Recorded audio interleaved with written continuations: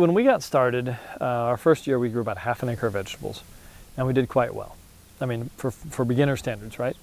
So meaning we made some money. We went, hey, we're in the black. We must be doing something right. So we grew the next year to 1 acre, and that worked great, and we made more money. Next year or the year after, we went up to 7 acres. Anybody who's ever had a business and grown it will tell you what you do at this scale versus 7 times this scale is a very different thing.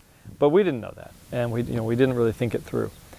So we grew very fast and then floundered for 2 years on that decision and just really did a poor job of doing what we were doing, and eventually shrunk it back down. And in that process, what we learned was, one, don't let your reach exceed your grasp. I mean, it's the classic example, right? But in this particular case, it means our resources, labor, land, water, finances, all those have to be matched evenly.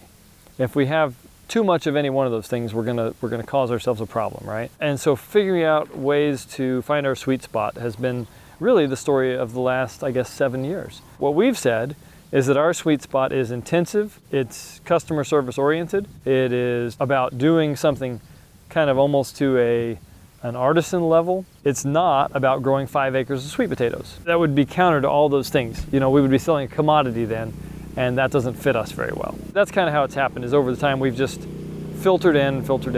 Finding that sweet spot where, our labor, our capital, our land, and in this case, particularly our water supply, all line up. And for us, that just ended up being that 2 acres. And interestingly, this year, we're even shrinking a little more. And so we've done a little bit of improvement in terms of our soil, and so that means we can grow a little more on a little less space. We had a choice to make this spring.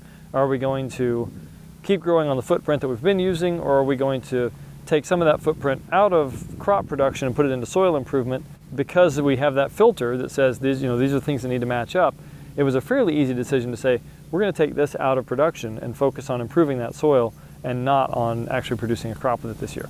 And so as a result, we've had this, so far, a pretty good spring. So we'll see.